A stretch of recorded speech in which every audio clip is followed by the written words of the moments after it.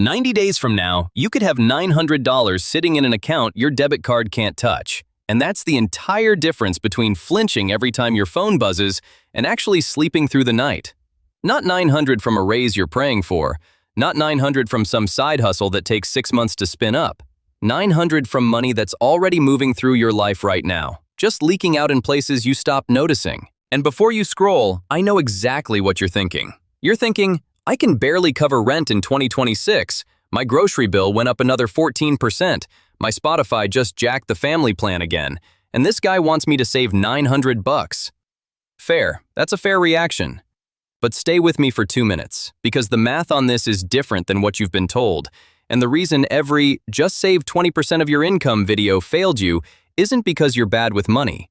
It's because that advice was written for a version of America that doesn't exist anymore. If you're somewhere between 25 and 35, you're earning real money, and you still feel like one bad week away from a financial freefall, hit subscribe. This channel is built for people who are smart enough to make it, but never had anyone show them a system for keeping it. No gurus, no grind harder. Just the stuff that actually works when your paycheck hits Friday and ghost vanishes by Wednesday. Let's talk about what's actually happening to your money in 2026. Because the picture has shifted, and pretending it hasn't is part of why you feel crazy. The average rent in a mid-sized American city is now eating somewhere between 35 and 50% of take-home pay for people in your age bracket. Grocery inflation hit different this year. Your cart of normal stuff costs about 30% more than it did in 2020, and your wages did not move 30%. Student loan payments came back harder, and a lot of people in this audience are running monthly minimums between $200 and $600. So when you can't save, it's not because you're lazy. It's because the math got rewritten and nobody handed you the new textbook. The Federal Reserve's most recent data shows roughly 37% of Americans couldn't cover a $400 emergency with cash. 37%. That's not a personal failing, that's a population. I'm telling you this because the first move in building an emergency fund has nothing to do with money. It has to do with getting the shame off the table. People in scarcity mode don't make great financial decisions. Their brain is running survival software. It grabs the DoorDash. It scrolls the Amazon at 11 at night. It says yes to the brunch because saying no feels like one more thing being taken from them. That's not a character flaw. That's how the brain works under pressure. And we're going to design around it, not against it. Here's the goal. 90 days, $900. That breaks down to $10 a day or $70 a week or $300 a month. Pick whichever framing makes your brain calmer. I picked 900 specifically because that's the number that covers 90% of the random Tuesday disasters people in your bracket actually face in 2026. The urgent care visit your high deductible plan barely touches.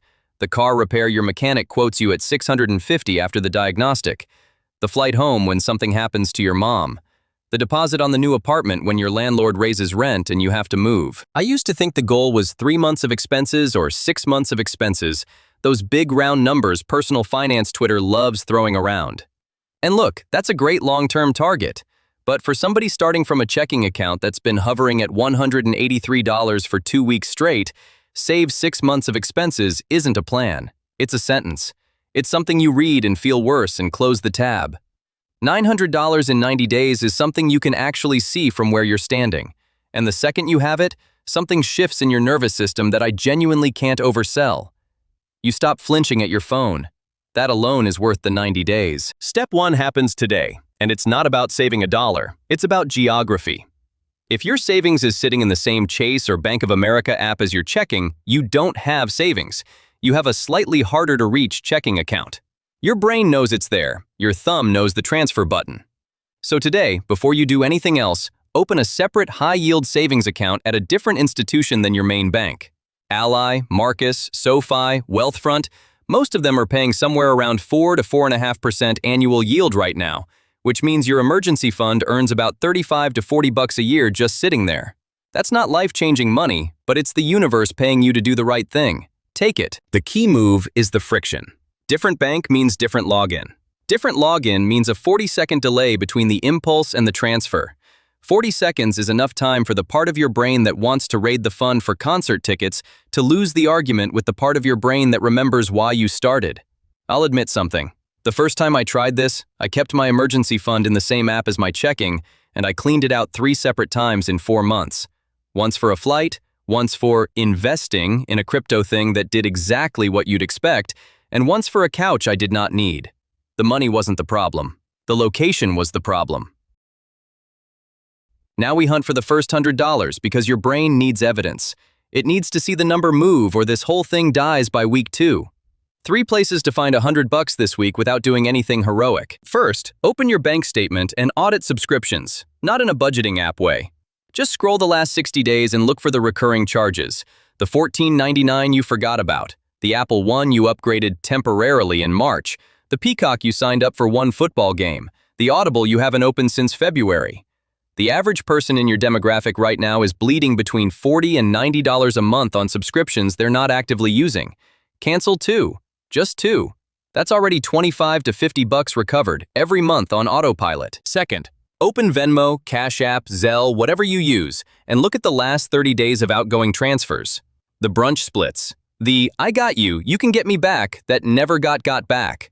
The bachelor party that's still showing up in fragments. I'm not saying don't see your friends. I'm saying notice that the average person under 35 is moving somewhere between $200 and $400 a month through these apps, and almost none of it gets tracked as spending because it doesn't feel like spending. It feels like life, but your account knows. Third, sell one thing this weekend. Facebook Marketplace, OfferUp, Depop, whatever. The old monitor, the bike you stopped riding in 2023, the PlayStation collecting dust under your TV stand. One item, one weekend, somewhere between $60 and $150. Straight into the new account. By Sunday night, you've crossed the first 100 and you're 4 days in. Okay, real talk for a second. Most personal finance content treats your problem like a math problem. It's not. It's a math problem wrapped in a feelings problem wrapped in a system problem. The reason you don't save isn't that you can't figure out subtraction. It's that the same dopamine system that gets you through a brutal workday at a job you tolerate is the same system that lights up when you open the Amazon app at midnight. You're not weak, you're regulating. So weeks 2 through 4, instead of telling you to white-knuckle your way through no spending, I want you to install one rule. It's called the 48-hour rule, and it changed my life when somebody first told me about it. Any non-essential purchase over $20 waits 48 hours. Not forever, 48 hours. You put the thing in the cart, you close the app, you set a calendar reminder for 2 days out. What happens is fascinating. About 70% of the time, when the reminder hits, you genuinely don't want the thing anymore. The mood that wanted it has passed. The stressful day that triggered it is over. The Instagram ad that planted it has been buried by 20 new Instagram ads. You're not depriving yourself.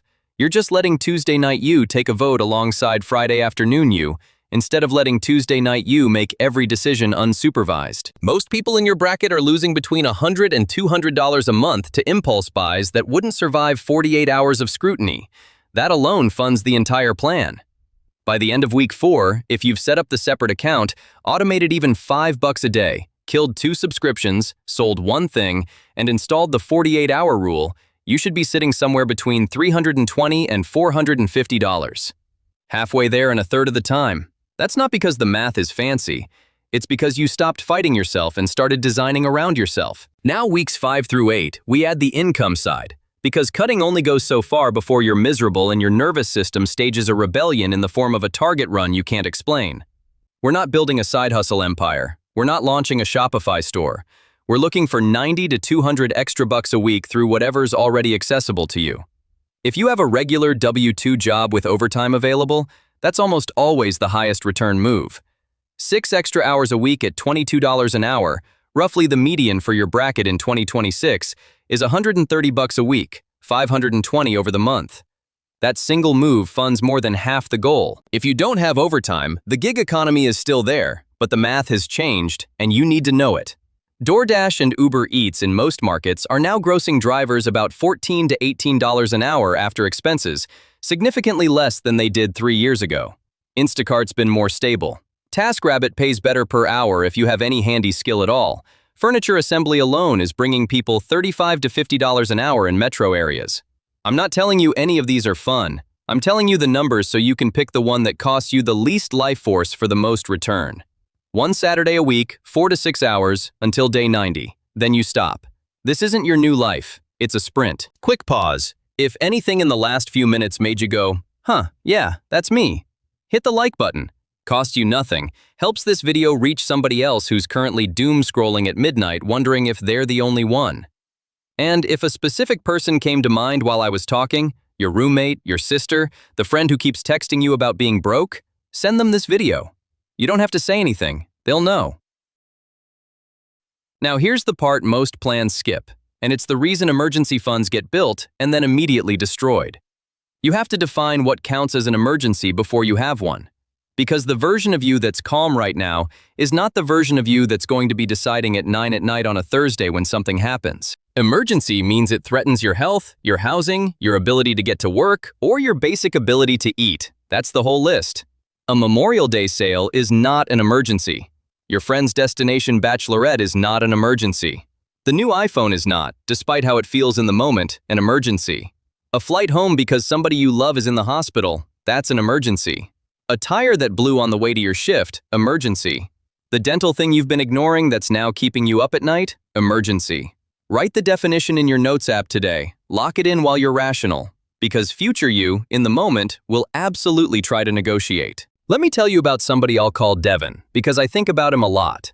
Devin was 29, made about $62,000 a year doing customer success at a software company, lived in Denver, and every single month his checking account hit zero somewhere around the 22nd.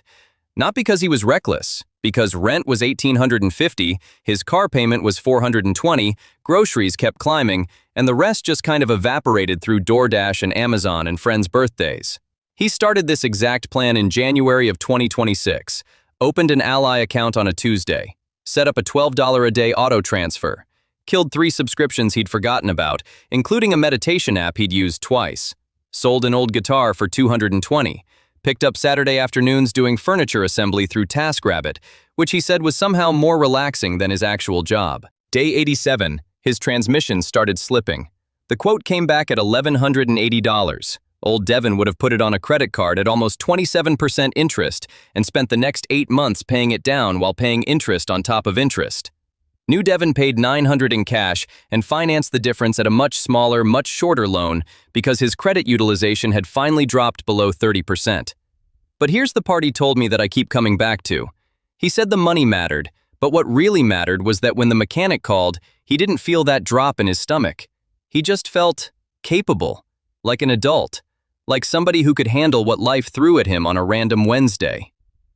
That's the actual product. The money is just the side effect. So here's what I want you to do in the next 60 minutes, before you close this tab and let the day eat your intentions. Open Ally or Marcus or SoFi on your phone. Start the application. Takes about 8 minutes. Set up an auto transfer for whatever number doesn't make you flinch. Even $3 a day. Even $2. The number matters less than the existence of the system. Then, open your primary bank's app and scroll the last 60 days. Find 2 subscriptions you haven't actively used in the last month. Cancel them today. Not tomorrow, today, because tomorrow you is not real yet, and present you is the only person who can do this. 90 days from now is going to arrive whether you start or not. The only question is whether it arrives with you sitting on $900 and a completely different relationship with your phone, or whether it arrives with you in the exact same spot, watching the next version of this video, wishing you'd started 3 months ago.